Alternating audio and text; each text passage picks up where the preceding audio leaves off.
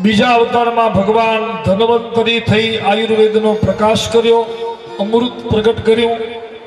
अने त्रीजा अवतार में मोहिनी रूप लई भगवान दानवों ने ठगी, देवों ने अमृत पान कराव्યું। आ कथा छठा मनवंतर। सातमा मनवंतर में भगवाने वामन अवतार लीधो। आ वामन भगवान की कथा है ने दान धर्म की कथा है। वामन भगवान की कथा ने दान प्रकरण कहवाय छे।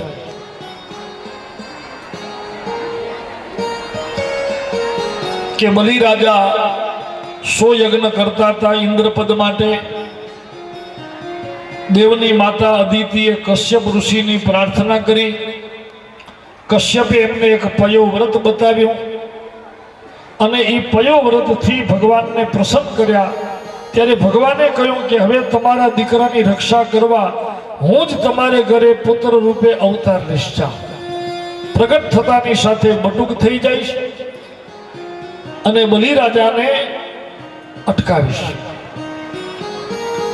पछी यज्ञ कर्यो, एमने व्रत कर्यो। भगवान एमना उदर में पधार्या। वामन भगवान नो जे अवतार छे ने बिहार में थयो, पटना नी बाजू में। एमना आश्रम नु नाम सिद्धाश्रम हतुं, कश्यप ऋषि ना आश्रम। भादरवा महीना शुक्ल पक्षनी द्वादशी ना भगवान प्रगट्या छे। ए प्रगट प्रगट श्री वामन अवतार। प्रगटे श्री वामन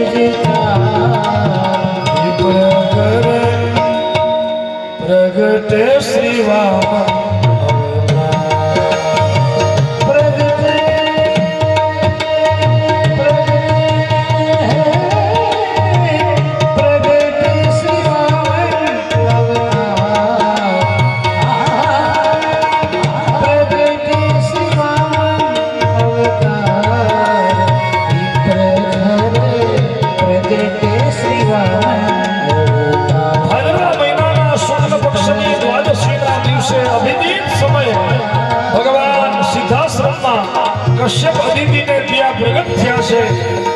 આકાશમાં ગગનગુંજ વિરાજ થયા, ગંધર્વો ગાવા લાગ્યા, દેવગણો પુષ્પવૃષ્ટિ કરી જય જયકાર કર્યો. બોલો વામન ભગવાન કી જય.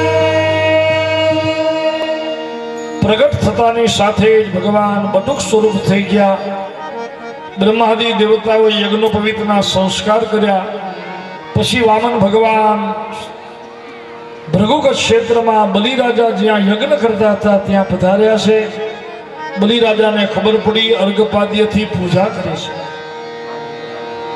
માગવાનું કહ્યું બલિરાજાએ. બહુ દાનવીર છે બલિરાજા, કે મહારાજ તમે જે ઈચ્છા હોય તે માગો, મારે આંગણે પધાર્યા છો. બલિરાજાએ કહ્યું કે તમે બ્રહ્મદેવ પધાર્યા ને, એટલે મારા 3 કામ તો તમારા પધારવાથી થઈ ગયા. આદિયનઃ પિતરસ્તૃપ્તા, આદિયનઃ પાવિતં કુલમ, આદિય સ્વિષ્ટકૃતુરયં, યદ ભવાન આગતો ગૃહાન. બલિરાજા કહે છે કે બ્રહ્મદેવ તમે પધાર્યા ને, તમારા પગલાથી 3 કામ તો મારા વગર કરીએ થઈ ગયા, કર્યા વગર. આપણે ઘરે ભગવાનના પગલા મૂળ કરાવીએ છીએ ને, એનું એ કારણ છે. ભગવાનના પગલા શા માટે આપણે કરાવીએ? સંતોના પગલા કરાવીએ કે તમારા પધારવાથી, તમારા પગલાથી 3 કામ તો મારા કર્યા વગર આપમેળે થઈ ગયા. કયા 3 કામ? તો કે આદિયનઃ પિતરસ્તૃપ્તા, આ તમારા પગલા થયા ને એટલે મારા બધા પિતૃઓનો મોક્ષ થઈ ગયો. તમારા પધારવાથી મારા પિતૃઓ સદગતિ પામી ગયા. આદિયનઃ પાવિતં કુલમ, બીજું કામ કયું? તો કે તમે પધાર્યા એટલે બીજું મારું કુળ પવિત્ર થઈ ગયું, મારો વંશ પવિત્ર થઈ ગયો મહારાજ. અને ત્રીજું આદિય સૃષ્ટ કર્તવ્યમ, યદ ભવાન આગતો ગ્રામ. ત્રીજું, અત્યાર સુધી મેં જેટલા કામ કર્યા ને, એ બધા કામ તમારા પધારવાથી, જેટલા અધૂરા કામ હતા એ બધા પૂર્ણ થઈ ગયા, તમે પધાર્યા એટલે. આપણે ઘરે ભગવાનના પગલા થાય તો 3 કામ તો આપણા કર્યા વગર પોતાની મેળે થઈ જાય, કરવા ન પડે. આ શાસ્ત્ર કહે છે. સ્વયં બલી જવાને પણ એમ કહેવું પડ્યું કે બોલો હવે હું શું સેવા કરું તમારી? તમને શું જોઈએ? ઘર જોઈએ, ગામ જોઈએ, ધન જોઈએ, ગાયો જોઈએ, વિદ્યા ભણવી હોય, તમારે લગ્ન કરવા હોય તો સુંદર મજાની સુશીલ કન્યા, તમે જે કયો બોલો. એટલે ઓલા વામન ભગવાન કે હું તને ઓળખું છું બધી, તો બહુ સત્યવાદી છું. સત્યવાદી છો, તારું બોલવું કુલોચિત છે, ધર્મયુક્ત છે અને સત્યપૂર્ણ છે. કારણ કે હું તો વામન ભગવાન કે તારા પિતાજીને ઓળખું, તારા દાદાને ઓળખું, તારા પરદાદાને ઓળખું. બોલ, તારા કુળમાં બધા જે કાંઈ બોલ્યા છે ને એ બધા સાચું જ બોલ્યા છે. આ 3 પેઢીને ઓળખો કયો? એટલે ઓલા બલિરાજા તો વામનજીને જોઈ છે કે પોતે 5 વેતના તો છે, એમનું નામ વામન. વામન એટલે શું? જે ટૂંકું હોય ને એને વામન કહેવાય. હતા એક તો ટૂંકા. એટલે બલિરાજા કે પોતે 5 વેતના, મને એમ કે છે કે તારા કુળને ઓળખો. ભગવાન સમજી ગયા. બલિરાજાને કે તને સ્પષ્ટતા કરું, ઊભો રહે. તારા પિતાનું નામ વિરોચન હતું કે નહીં? તો કે હા. તો કે તારા પિતાની પાસે ઇન્દ્રએ બ્રાહ્મણના રૂપે આવી અને દાનમાં માથું માંગ્યું ને, તો મૃત્યુની પરવા નથી કરી, એને માથું ઉતારી દીધું. દાનમાં પીઠ નથી બતાવી, એ તારા પિતા. પછી તારા દાદા પ્રહલાદ એને ભક્તિમાં પીઠ નથી બતાવી. સવારે જ આપણે કથા કહી ગયા નરસિંહ ભગવાનની. હિરણ્યકશ્યપુએ કેટલા ત્રાસ ગુજાર્યા, પણ એને ભક્તિ છોડી નથી છોડી. તારા દાદાએ ભક્તિમાં પીઠ નથી બતાવી. પછી તારા પરદાદા હિરણ્યકશ્યપુ જેને 14 લોક જીતી લીધા, કોઈ દિવસ કોઈથી પરાજિત નથી થયો, રણભૂમિમાં પીઠ નથી બતાવી કોઈ દી, એવો વીર, અને એનો તું પોત્રો પરપોત્રો. આ 3 પેઢીની વાત કરી ત્યારે તો બલિરાજાને એમ થયો કે આ દેખાય ભલે ટૂંકો છે પણ ઊંડો છે. તમે જોજો જે માણસો ટૂંકા દેખાય એ ઊંડા બહુ હોય. ટૂંકા ઊંડા, આ તો ઊંડા છે મહારાજ. દેખાય ભલે બારે ઓછા છે. તો પછી માગો માગો મહારાજ, શું જોઈએ કે